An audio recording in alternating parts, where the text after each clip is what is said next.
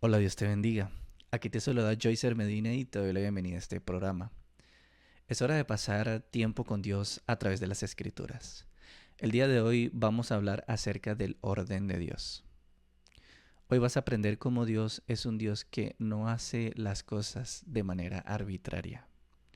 Que cada elemento en esta creación tiene un propósito y una función milimétricamente ordenada. Que cada elemento en esta creación, Dios la diseña para que funcione en base a ese propósito. También vas a prestar atención y vas a ver cómo toda la creación de Dios está entrelazada. Un elemento encaja con el otro, creando todo un sistema equilibrado y ordenado que funciona cuando todas las piezas, tal cual como una pieza de rompecabezas, se juntan entre sí. Esto va a ser determinante e importante en tu vida, esta palabra, porque te va a hacer dar cuenta de que tú no estás acá simplemente para pasar este plano terrenal, sin un objetivo específico, sin una función específica, sin un diseño dado por Dios. Y también esto te va a encender el sentido de responsabilidad que debes de tener tú y cualquier creyente, cualquier hijo de Dios. Porque así tal cual como cada elemento en esta creación tiene su diseño y propósito, tú no eres la excepción.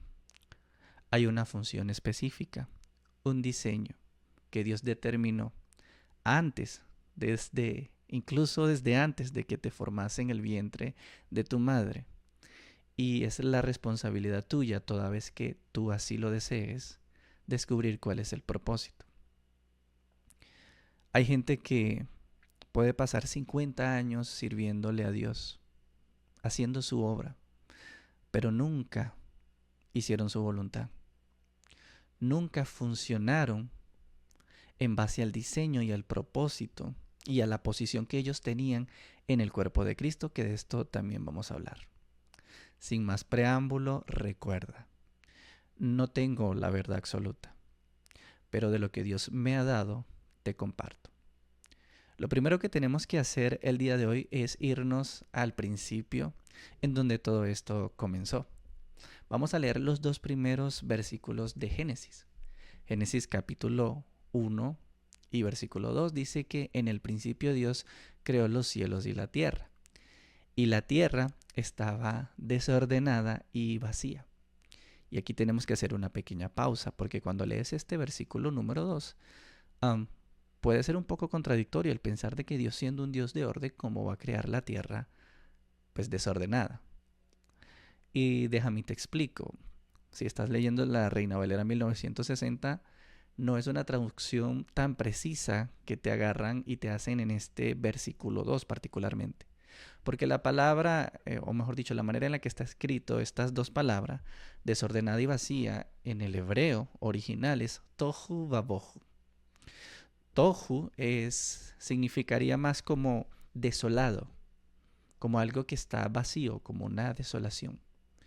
Y bohu tiene un significado de vacuidad. Esto quiere decir es algo que le hace falta contenido, que no se distingue. Y de allí, porque hay algunas traducciones en la Biblia que te lo traducen, conservando la esencia de este significado, te lo traducen como sin forma. Y básicamente en términos sencillos, vacuidad tiene que ver con eso, algo que le hace falta contenido. Para tú poder entender qué es lo que está pasando acá, lo que Dios empieza a hacer, tienes que irte a Isaías 45:18, donde nos dice que Dios, revelando acá el propósito con la tierra, Él no la creó en vano. Él no la creó tohu, vacía, en desolación, sino que el propósito, según Isaías 45:18, de la creación de la tierra es para que fuese habitada. ¿Ok?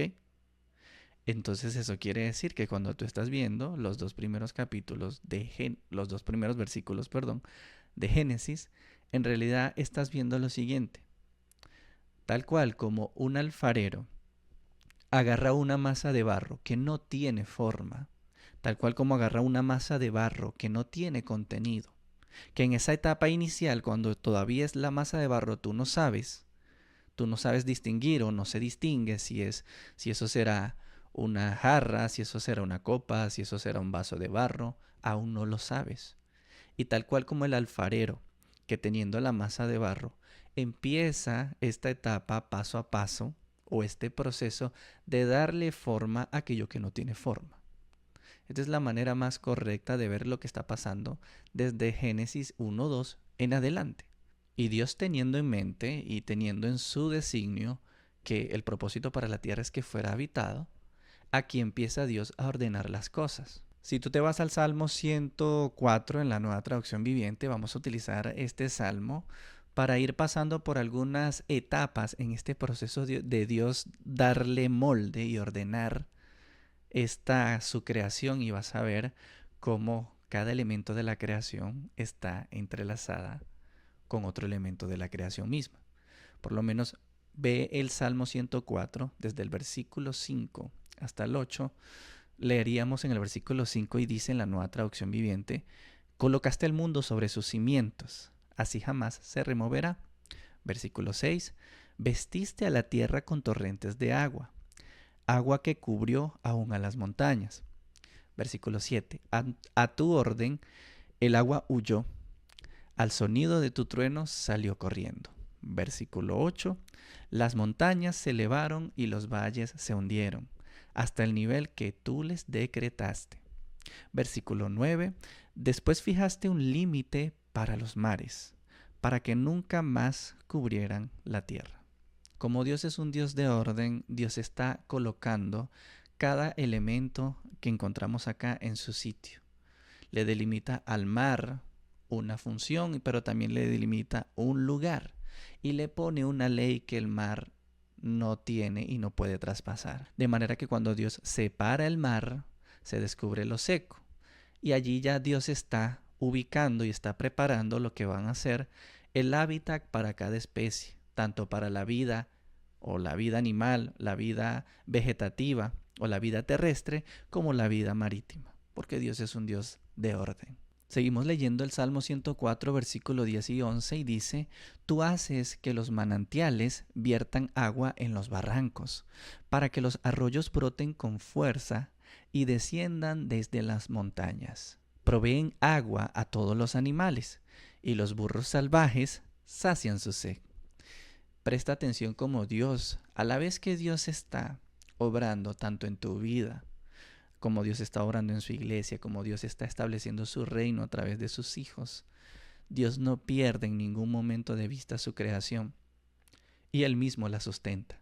Y si ves cómo este elemento, estos arroyos, estos ríos que descienden de las montañas, cumplen una función que está entrelazada o es de beneficio y está conectada con el beneficio de otra de sus creaciones, como es la vida animal, los pájaros, los burros salvajes. Y bajo este sentido y esta dirección, el salmista, en el versículo 16 en adelante del Salmo 104, nos redacta esta idea. Nos dice: los árboles del Señor están bien cuidados, los cedros del Líbano que Él plantó. Versículo 17 dice: allí hacen sus nidos las aves, y en los cipreses las cigüeñas hacen su hogar. En lo alto de las montañas viven las cabras salvajes, y las rocas forman un refugio para los damanes. En la creación, una cosa encaja con la otra. Cada eslabón está perfectamente ordenado para que funcione de esa manera. Cuando Dios hace descender la lluvia sobre la tierra, y sobre la tierra germina una semilla que posteriormente se convierte en un árbol que da fruto y alimenta tanto al hombre como a ciertos animales, pero también fíjate cómo este árbol termina siendo el hogar de distintas especies de aves, así como las cigüeñas hacen sus hogares en los cipreses. Cada animal busca cobijo en el lugar apropiado según el mismo orden de la creación. Y este es el orden de Dios, que cada cosa que Dios hace y como Dios se mueve y como Dios funciona en base a orden, equilibrio y principio. Cada elemento tiene su función, cada elemento tiene su propósito. Y ahora vamos a ver cómo es importante aprender a reconocer que según Dios, lo que Dios reveló en este proceso de Él mostrándose como el alfarero que está dándole forma a una masa de barro, a su creación, cómo es tan importante que cada cosa funcione según el diseño de Dios.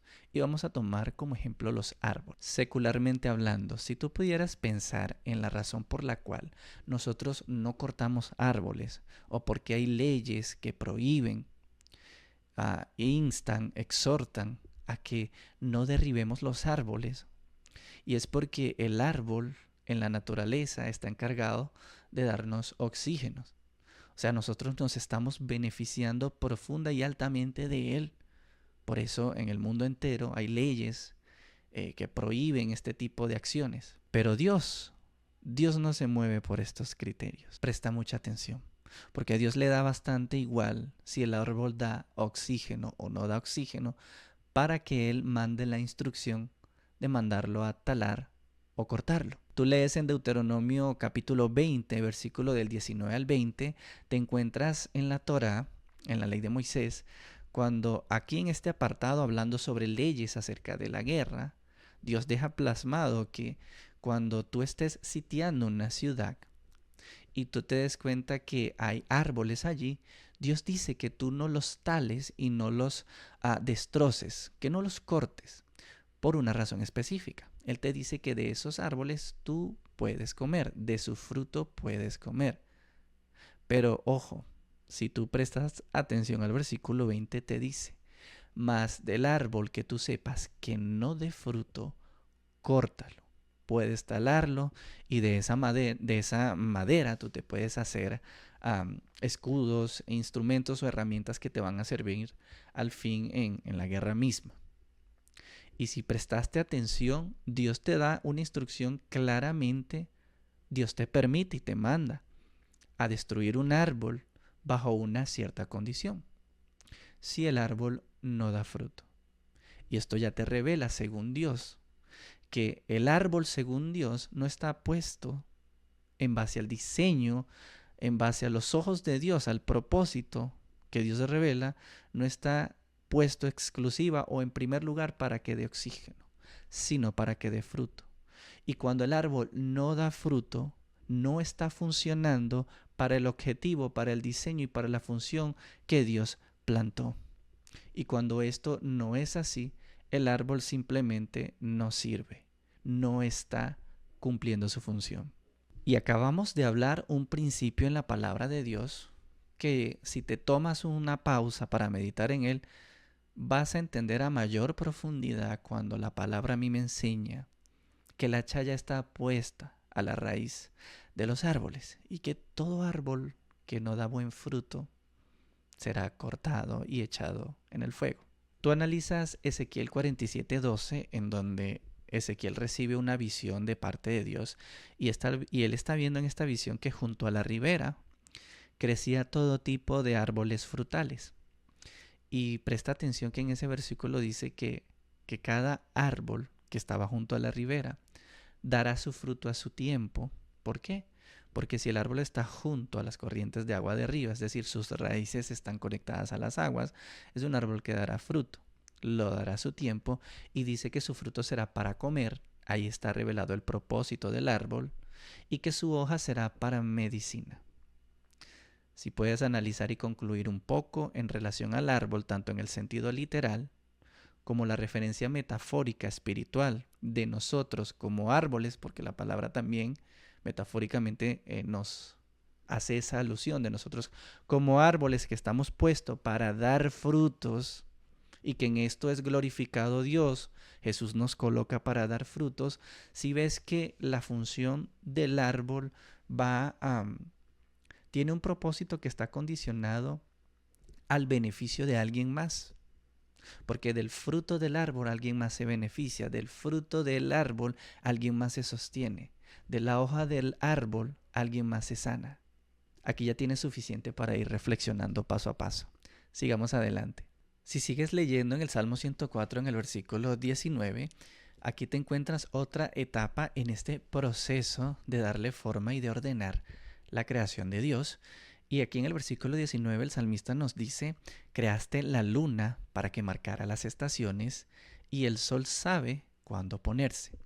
Y desde el versículo 20 al versículo 23, el salmista te redacta lo que es la alternancia entre el día y la noche, entre lo que es la luz y la oscuridad, y cómo las formas de vida entre estos ciclos que están establecidos universalmente, el ciclo del día y la noche, de la luz y la oscuridad, cómo estos elementos funcionan de alguna manera interconectado con otras formas de vida y cómo muchas especies de animales se adaptan a este ciclo de la luz y la oscuridad, y el ser humano también. Así que vamos a detenernos a analizar un poco para que tú veas el impacto tan grande para nosotros y cómo nosotros estamos formando parte activa, congruente y entrelazada con la existencia del Sol y la Luna. Para empezar, y una de las principales funciones del Sol y la Luna, según Dios, es que esta, por lo menos en los tiempos antiguos,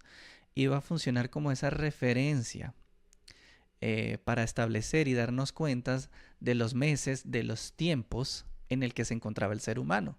Porque siempre, por lo menos en el pueblo hebreo, en esos tiempos, la manera en la que ellos se daban cuenta de los meses era a través y prestando atención a través del ciclo de la luna. Se conoce como el calendario lunisolar. Pero la existencia del sol y la luna tienen una función mucho más allá del mero hecho de darnos referencias en cuanto a los tiempos. ¿Sabías tú que hay un ciclo que se desarrolla en el ser humano que se conoce como el ciclo circadiano, que es un proceso hormonal, conductual, físico? En pocas palabras, es el reloj biológico que se desarrolla en el ser humano y se desarrolla en base a la percepción de lo que es la luz y la oscuridad. Este ciclo que hace la Tierra, su rotación, que me generan los fenómenos de día y noche, tienen un impacto fundamental en la vida, en todo tipo de vida, no solamente en la vida humana, pero en la vida animal. Pero para nosotros este ciclo es de vital importancia porque el cuerpo desarrolla en base a estar expuesto a estos elementos esa percepción, ese reloj biológico que te dice cuándo estar vigil, que es lo que el salmista me habla en el versículo 22 y 23 del Salmo 104, cuando me dice en el versículo 23 específicamente que dice: sale el hombre a su labor y a su labranza hasta la tarde. Porque aunque esto no se cumple muchas veces en determinadas situaciones, por lo general el día es para estar vigil y hacer las labores diarias. Y las noches, por lo general, es para descansar. Por lo general, no siempre es así, pero en el cuanto a tu reloj biológico, tu cuerpo se desactiva y se le da la orden de descansar por las noches. Esto se debe al ciclo circadiano que se desarrolla en ti. Muchas especies de animales también funcionan en base en esta alternancia entre el día y la noche. Y es lo que dice el salmista en el versículo 20. Pones las tinieblas y es la noche, en ella corretean todas las bestias de las selvas. Hay animales que son nocturnos, que descansan de día y salen a cazar de noche. Y ellos se adaptan a esta alternancia. Cada elemento en la creación de Dios está cumpliendo una función tanto directa como indirectamente. Y fíjate que la existencia del sol equilibra no solamente la vida animal y humana, también la vida vegetal. Porque las plantas, para poder crecer y dar frutos, ellas necesitan de un proceso, bueno, en realidad necesitan de varios, pero uno de los tantos procesos que se dan para poder dar frutos y crecer es el proceso de la fotosíntesis. Y en este proceso la energía del sol, la luz del sol es determinante y fundamental para que la planta pueda crecer. Entonces, de alguna manera esa planta que viene creciendo producto de Dios habiendo regado la tierra, esa planta necesita de otros elementos en la creación de Dios para ella llevar a cabo su función. Dios envía la lluvia, germina la tierra, crecen las flores del campo, y creciendo las flores del campo vienen otras especies como las abejas y los colibrí a buscar del fruto y del néctar que se encuentran en las flores. Y mira que de manera en que la abeja y el colibrí se están beneficiando del fruto de la flor también se está beneficiando de que la abeja y el colibrí estén tomando de su fruto. Porque aquí también está sucediendo un proceso que parece minúsculo, pero tiene un impacto. Porque cuando la abeja toma del néctar de la flor, a su vez la abeja también está contribuyendo a un proceso que se conoce como polinización. La polinización es un proceso vital y fundamental para que tú puedas disfrutar muchas de las verduras y de las frutas ricas que tú comes. Es decir, que esa labor tan minúscula que pasa desapercibida de la abeja en cuanto a su función en la creación de Dios, está cubriendo un papel de vital y extrema importancia. La polinización contribuye a que muchas de las otras plantas y semillas o plantas cuando crecen puedan dar su fruto. Si estás analizando y dándote cuenta cómo Dios obra, cómo cada elemento tiene un porqué, tiene un propósito y está diseñado para funcionar en ese propósito y no contra propósito o contrario al propósito o contrario a naturaleza. ¿Alguna vez has considerado las lombrices de la tierra? Un animal que es diminuto, que pasa desapercibido, pero tiene un papel fundamental en esta creación. ¿Sabías tú que las lombrices contribuyen a mantener el suelo en donde crece la semilla, donde se pone la semilla y crece la planta? La lombriz cumple un papel importante en fertilizar y mantener ese terreno óptimo en donde contribuye a la retención del agua y donde la semilla puede tener un ambiente óptimo para crecer. Porque la lombriz se alimenta de residuos que se encuentran en el suelo. Y de estos residuos la lombriz lo convierte en algo que se conoce como humus de lombriz, que es como un fertilizante natural que aporta nutriente y alimento a lo que son las plantas y las raíces de las plantas que van a crecer allí. Es decir, que hasta el más diminuto, arcaico, hasta el más pequeño animal, hasta la más minúscula función, tiene un impacto a grandes escalas. Cuando cada creación, cuando cada elemento está funcionando de acuerdo a lo que Dios diseñó. Es decir, que la creación de Dios es un todo perfectamente entrelazado. Eso es como si tú tuvieras un rompecabezas. Si tú agarras las partes de un rompecabezas, si tú tienes todas las partes en el mismo cuadro, pero no las tienes perfectamente entrelazadas, es decir, no las tienes ordenadas, tú no vas a poder ver la imagen del todo como un todo bien formado. Ese todo bien formado vendrá a ser y se distinguirá el contenido cuando cada una de las partes se posicione en el lugar que le corresponde. Y esto me lleva al siguiente punto. El cuerpo de Cristo funciona exactamente de la misma manera. Está compuesta de muchos miembros. Algunos son ojos, bocas, manos, pies. Cada uno en la diversidad y en la diferencia en cuanto a funciones o naturaleza, dicho de alguna manera. Pero cada uno tiene su congruencia y cada uno está entrelazado los unos con los otros. Y cada elemento en el cuerpo de Cristo es necesario. Tú eres parte del cuerpo de Cristo. Tú tienes una función específica, una asignación, un lugar en el cuerpo que debes aprender y en oración y con intención que el Espíritu Santo te revele qué es lo que Dios te ha concedido, qué es lo que te ha dado, cuál es la función, cuál es el propósito, el diseño que Dios ya tiene para contigo. Porque la parábola de los 10 talentos en Mateo 25 del 14 al 30 nos enseña que Dios nos dio a nosotros algo, nos dio capacidades, nos dio dones, nos dio talentos. Y esto va muchas veces relacionado a la función que tenemos en el cuerpo. Pero que de estos talentos, estos dones, estas capacidades, Dios nos va a pedir cuentas. ¿Qué hicimos con ellos? La palabra nos enseña que todo don perfecto, toda buena dádiva desciende de lo alto del Padre de las luces, en el cual no hay ninguna sombra de variación. Santiago 1:17. Y es allí que el apóstol Pedro en su primera carta, capítulo 4, del 10 al 11, dice: cada uno ministre, sirva conforme en relación a lo que Dios le dio, conforme al don de Dios que ha recibido por su gracia. El que hable o el que tiene esta facilidad para hablar, dones relacionados con el habla, con la predicación, hable conforme a las palabras de Dios.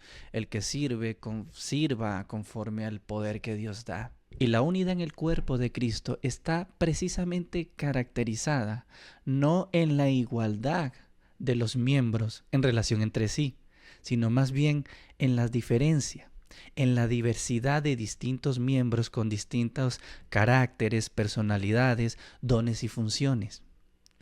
Y el problema del creyente que no entiende esto, o mejor dicho, el problema de los creyentes cuando forman parte del servicio en la iglesia, en una congregación, es que cuando no entiendes que no es necesario o no es determinante o no se requiere que todos los miembros necesariamente tengan que ser como él o ella, que todos tienen su función, que es en la diferencia en los distintas maneras de pensar, distintas maneras de funcionar, distintos caracteres. Es en esa diferencia en donde se halla el equilibrio, que cuando el cuerpo bien y perfectamente entrelazado es lo que viene entonces a formar una unidad.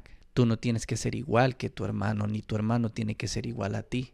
Muchas veces se gesta en el corazón de los creyentes celos, envidias y contiendas, y celos perversos cuando Dios depositó algo en un creyente, pero no depositó esa misma medida en ti.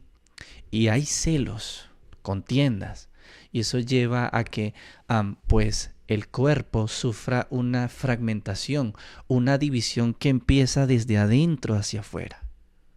Por eso hay que cuidar muy bien el corazón y aprender con madurez.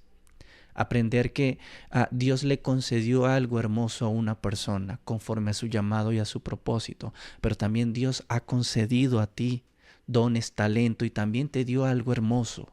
Algo que en comparación, o mejor dicho, en conjunción con ese otro elemento, ese otro hermano, cuando ambas cosas se presentan y están funcionando de acuerdo a su propósito, se halla un equilibrio, se halla un entreenlace en la unidad y en la función del cuerpo. Eso es como si en el cuerpo solamente hubiese un pie. No va a haber equilibrio al caminar. Pero ¿qué pasa si habiendo dos pies no hay ojos? Puedes caminar perfectamente, pero no vas a saber distinguir hacia dónde estás yendo. O imagínate que estén los dos pies y estén los dos ojos, pero no estén los oídos. ¿Cómo vamos a escuchar? Y esto es lo que habla el apóstol Pablo en 1 Corintios 12. Da esta analogía acerca del cuerpo de Cristo. Algunos son pie, algunos son manos, bocas, y cada uno tiene su función. Que ninguno se compare en relación a otro, diciendo que entonces porque yo no soy mano, no soy parte del cuerpo. No.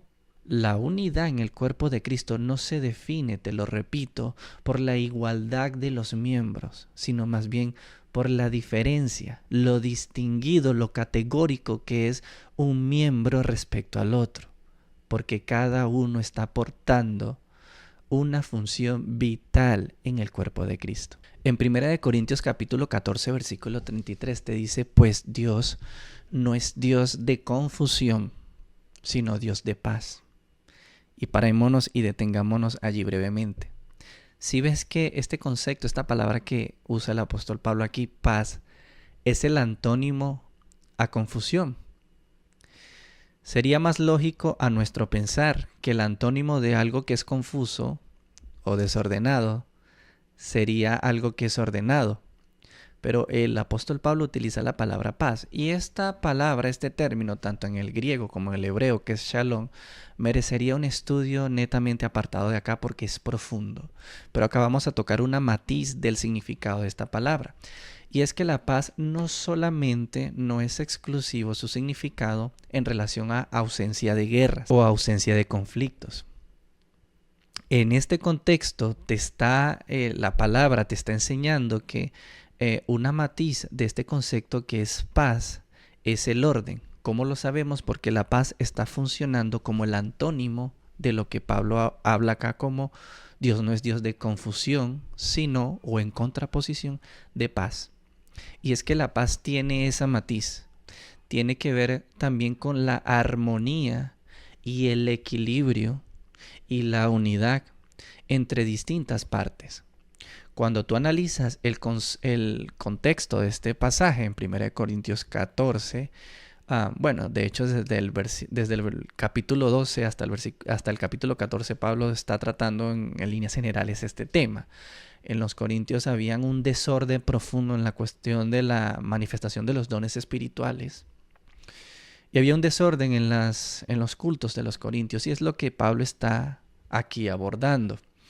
Y en el capítulo 14 él está hablando, por lo menos en el versículo 26 dice, uno puede tener salmo, otro puede tener enseñanza, otro puede tener revelación, otro puede tener un mensaje en lengua y otro puede en el culto recibir la interpretación de ese mensaje. Pablo dice que, en términos sencillos, que todo se haga con orden, que haya un orden en el servicio cúltico, en las lenguas, en la manifestación de los dones, porque Dios no es un Dios de confusión, sino de paz, entendiendo que dentro del concepto de paz se encuentra esta matiz de orden, de equilibrio. Porque Dios ya nos revela que no funciona de manera desordenada. Y esto el cuerpo de Cristo tiene que entenderlo. Esto me lleva también a desarrollar un concepto fundamental y aquí quiero que tú prestes mucha atención. Porque dentro de lo que se define como orden o el concepto o las amplias matices de este concepto, también redunda el término o el concepto de unidad.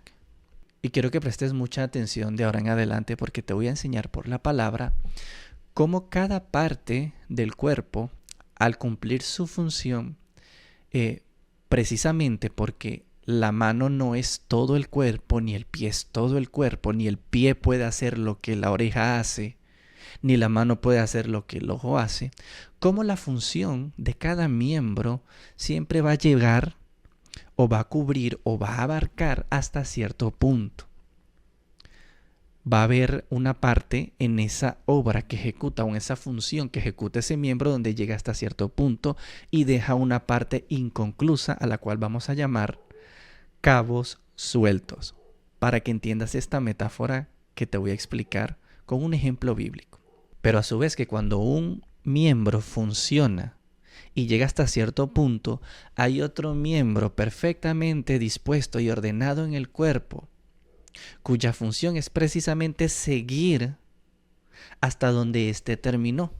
Y te lo voy a explicar con el ejemplo de Apolos y Pablo. En 1 Corintios 3, versículo del 1 al 4, te encuentras el apóstol Pablo, que está tratando en esta carta con muchas carnalidades de los corintios. Había mucho desorden, no solamente en la manifestación de los dones, sino también que dentro de los corintios se generó una división diabólica.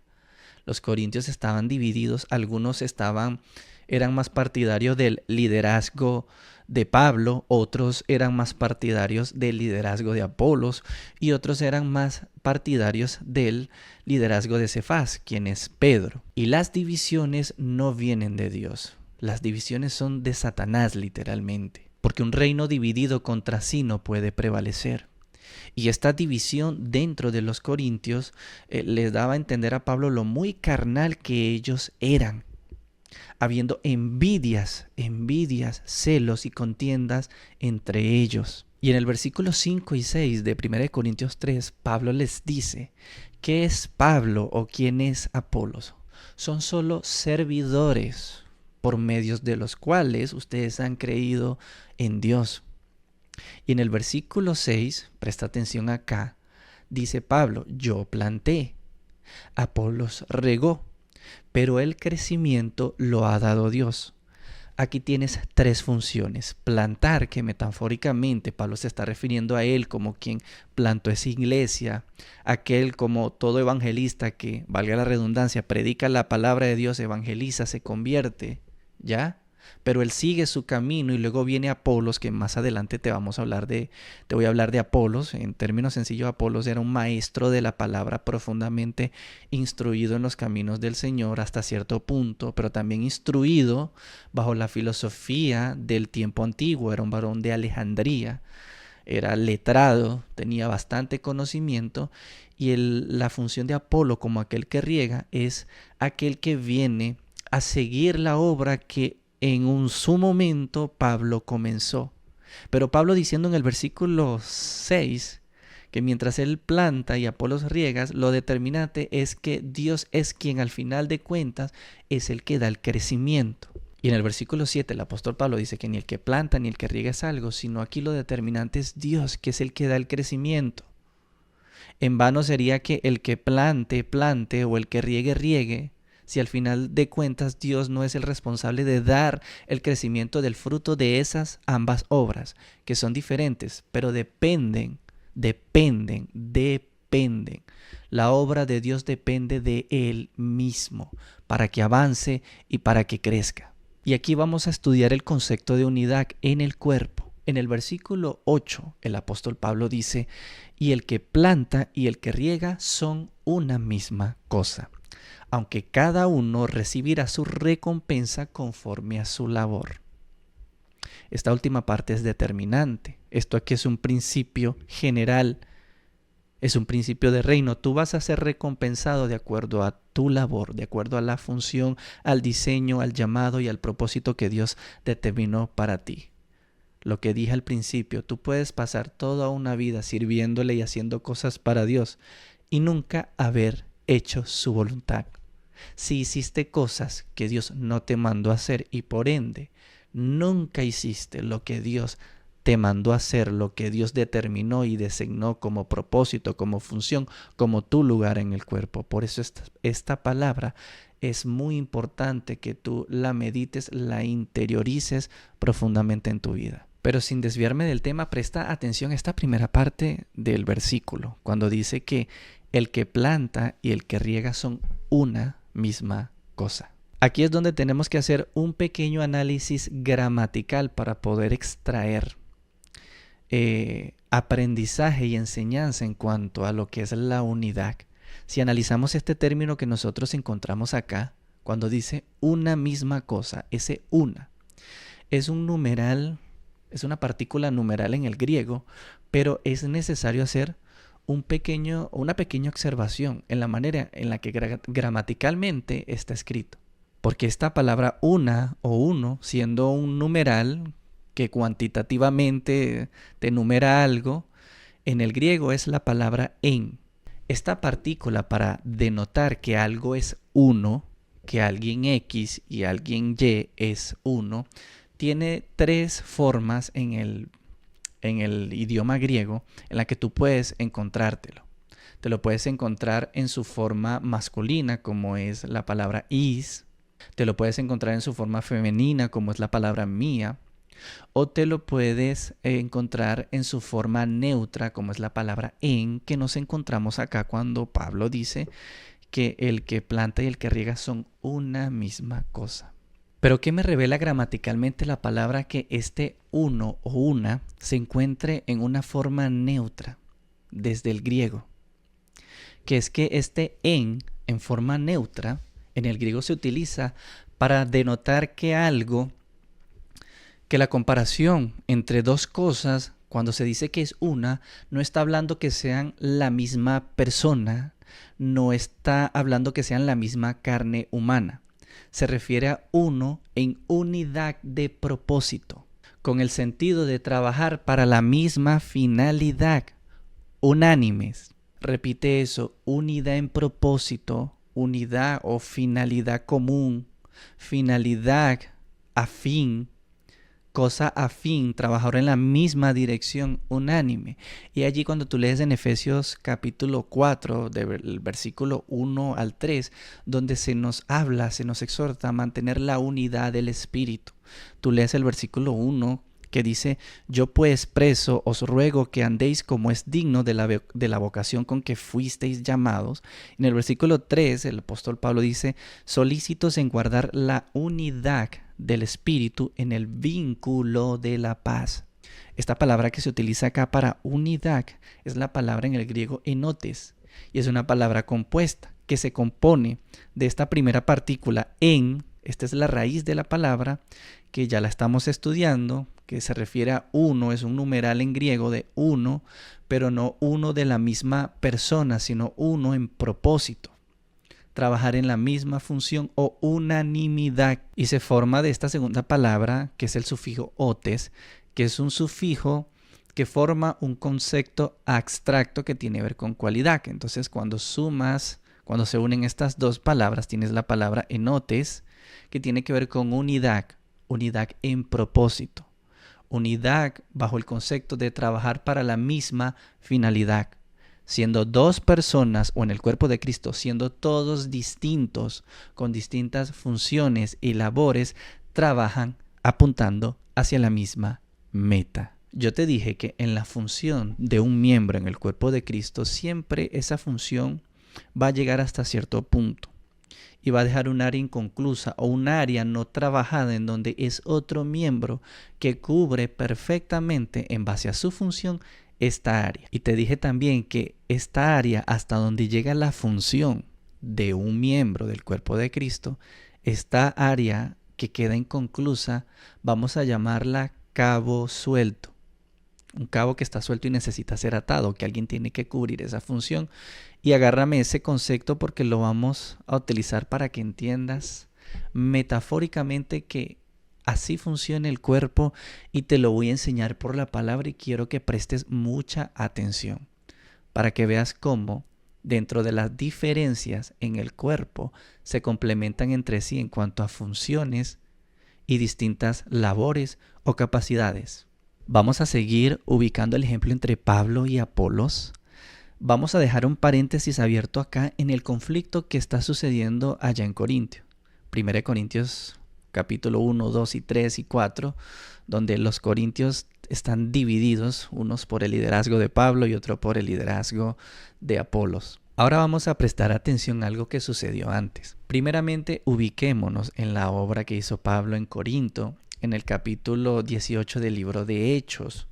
En los 5 primeros versículos, Pablo se encuentra en Corinto, está predicando el evangelio, muchos están creyendo en Jesús como el Mesías, pero hay un grupo de judíos al cual Pablo no pudo convencer por las escrituras. Hay un grupo de judíos que por mucho que Pablo les disertaba, ellos todavía seguían aferrados al tema de las prácticas de la ley y de la observancia de la ley. En el versículo 5 se nos dice lo siguiente: pero oponiéndose y blasfemando estos, les dijo, hablando de Pablo, sacudiéndose los vestidos: vuestra sangre sea sobre vuestra propia cabeza.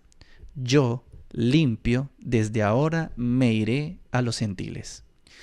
Si ves acá que Pablo, obviamente también consciente de que su llamado era primordialmente ir a los gentiles, él no se siguió calentando la cabeza con los judíos. Pablo les disertaba por la palabra que Cristo era el Mesías, que la salvación es por gracia, pero ellos, estos judíos, renuente, completamente, no aceptaban la disertación de Pablo. De hecho, en el versículo 2 y 13 fueron al procónsul de Acaya, que era Galión, para meter en un juicio a Pablo, juicio del cual Pablo sale completamente libre. El punto es que Pablo se fue a los gentiles y nos dice la palabra que Pablo se fue y navegó a Siria, luego arribó en Éfeso, predicó allí, se fue, arribó en Cesarea, descendió a Antioquía, recorrió la región de Galacia y de Frigia. ¿Ok? Y ahora se nos introduce, presta atención acá, se nos introduce a Apolos. En el libro de Hechos, capítulo 18, versículo 24. Desde el versículo 24 al versículo 27 se nos introduce a Apolos. Apolo era un judío proveniente de Alejandría, la ciudad de Egipto, Alejandría donde se encontraba la famosa biblioteca de Alejandría. Por ende, Apolo era un judío profundamente instruido en el conocimiento de la filosofía griega en el mundo antiguo. También nos dice la palabra que era un varón poderoso en las escrituras, un varón elocuente, un varón que tenía dicción, que tenía retórica, lo cual también en el tiempo grecorromano esto era como un deporte. El tema de la disertación, la disertación oral y verbal a través de la retórica, esto es algo que también vale la pena estudiar cuando estudiamos las cartas en el Nuevo Testamento, porque muchos de los discursos que se dan están profundamente basados en principios de retórica que en ese contexto cultural se daba. Pero ese es otro tema. Se nos dice que Apolos era un varón profundamente conocedor de las escrituras, pero él tenía un eslabón en el cual era débil. Y es que él solamente conocía el bautismo de Juan. Y se nos dice la palabra que hubieron allí un matrimonio, Priscila y Aquila, que viendo el potencial, el fervor, la vehemencia, como Apolos refutaba y demostraba, mejor dicho, como demostraba por las escrituras que Cristo era el Mesías, ellos agarran a Apolos, lo apartan y les enseñan un poco más claramente lo que es el camino del Señor, dándose cuenta Aquilas y Priscila que él solamente conocía el bautismo de Juan. Todo esto está sucediendo en Éfeso. Versículo 24 de Hechos 18 dice que Apolos llegó a Éfeso, en donde él empieza toda esta disertación y estas enseñanzas. Y en los versículos 27 y 28 se nos dice que Apolos quiso ir a Acaya. Acaya es la ciudad de la cual Corinto era su capital. Apolos quería ir a Corinto y efectivamente fue. Y dice la palabra en el versículo 27 que fue de mucho provecho allí. Su estadía fue de gran provecho por la siguiente razón. Versículo 28 dice que porque con gran vehemencia refutaba públicamente a los judíos, demostrando por las escrituras que Jesús era el Cristo. Si prestaste atención detenidamente, mientras Pablo se encontraba en Corinto, en los primeros versículos de este capítulo, en el versículo 6 recordarás que muchos judíos rechazaron la disertación de Pablo cuando Pablo les mostraba por las escrituras que Jesús era el Mesías. No creyeron a las palabras de Pablo, a lo cual Pablo se fue. Y presta atención que ese cabo suelto, ese grupo de judíos que no fueron iluminados bajo la revelación de la palabra a través de una disertación de ella, ese cabo suelto lo ata Apolos. Apolos logró en Corintio, en base a esos judíos, lo que Pablo no pudo lograr. Los refutaba públicamente con gran vehemencia por las escrituras que Jesús era el Cristo, que Jesús era el Mesías. Pablo y Apolos ambos eran maestros de la palabra, pero Pablo no pudo convencer a los judíos, no pudo refutarlos, no pudo derribar sus argumentos, más por la renuencia de los judíos que por la disertación de Pablo, claro está. Pero ve cómo este varón Apolos llega y logra hacer lo que Pablo no pudo lograr en aquellos judíos renuentes y testarudos.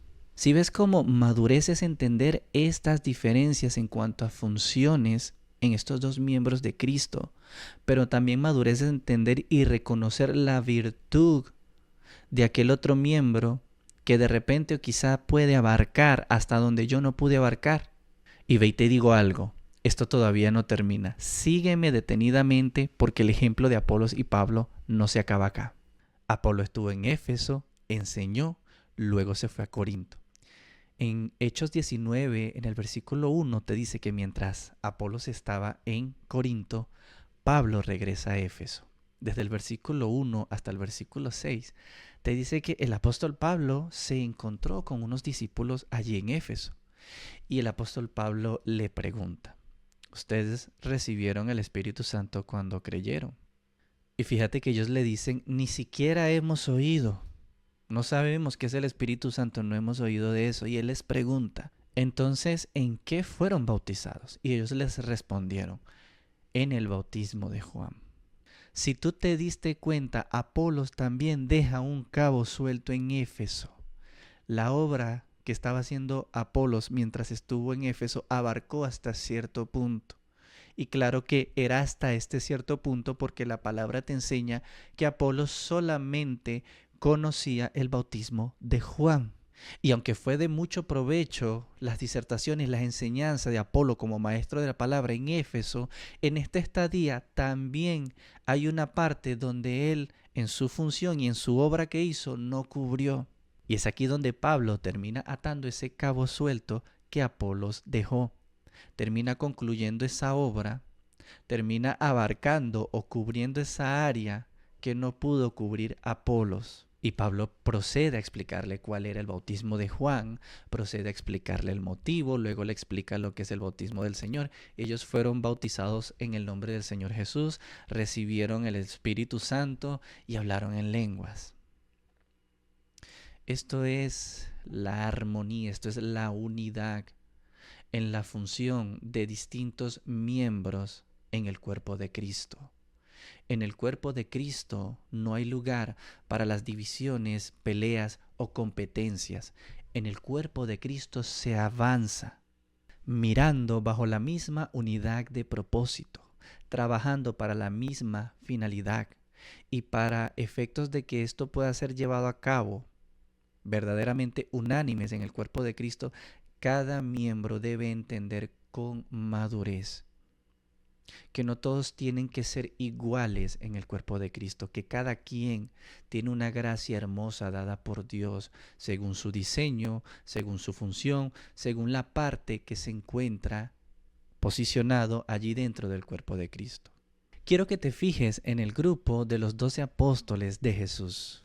Hay un personaje, hay un discípulo, hay un apóstol que era conocido como Simón el Celote, el cual era perteneciente a un grupo. Los celotes eran grupos judíos profundamente nacionalistas que se oponían abiertamente, patrióticamente, se oponían mucho a lo que era la dominancia romana del periodo grecorromano que se encontraba en ese momento. Y en el mismo cuerpo de Cristo te encuentras a un Mateo, también conocido como Leví. Era un recaudador de impuestos. Los recaudadores de impuestos eran profundamente odiados por los judíos. Se les consideraba como los traidores a su patria, los vendepatria, porque cobraban impuestos y eran corruptos, cobraban impuestos para el gobierno romano y eran corruptos para con la misma gente de su pueblo. Yo no sé si tú prestaste la atención, pero en el cuerpo de Cristo, en el grupo, en el equipo de Jesús, tú te encuentras lo que vendría a ser, agárrame en este ejemplo, que no es tan literal, pero vas a entender la similitud. Simón el Celote, nacionalista patriótico, imagínate que ese es lo que equivale ahora un izquierdista de extrema. Y tienes a un Mateo, publicano y recaudador de impuestos, y asócialo como que en la actualidad él vendría a ser como un derechista de extrema. Ambos los tienes en el mismo equipo. Ambos forman parte del mismo cuerpo.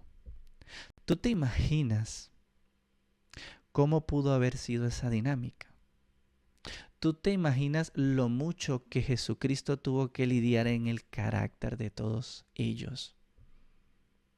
¿Tú te imaginas lo mucho, lo difícil que tuvo que haber sido esa dinámica en un principio?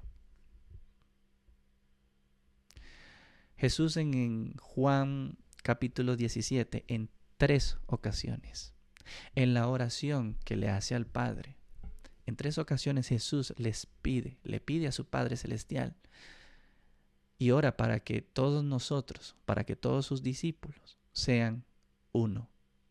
Versículo 11 de Juan 17 dice, guárdalos en tu nombre para que sean uno, así como nosotros. Uno, se está utilizando ese numeral en griego ent, uno en unidad, en propósito. No que sean iguales, que miren bajo la misma dirección. Versículo 20 y el 21, Jesús dice, ruego por los que han de creer en mí por la palabra de ellos, para que todos sean uno. Como tú, oh Padre, como tú en mí y yo en ti, que ellos también sean uno, uno en nosotros. Versículo 22, la gloria que tú me diste, yo les he dado para que sean uno. Así como nosotros somos uno.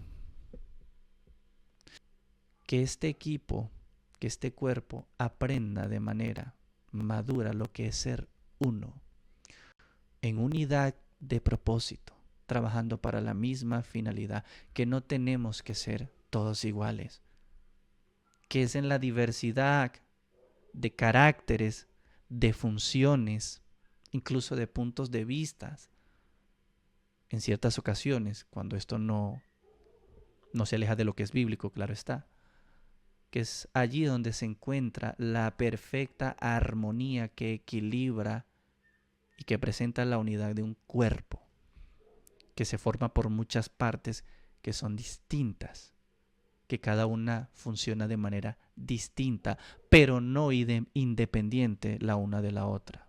Repito eso, el cuerpo se forma de partes que son distintas, pero no funcionan independientes las unas de las otras.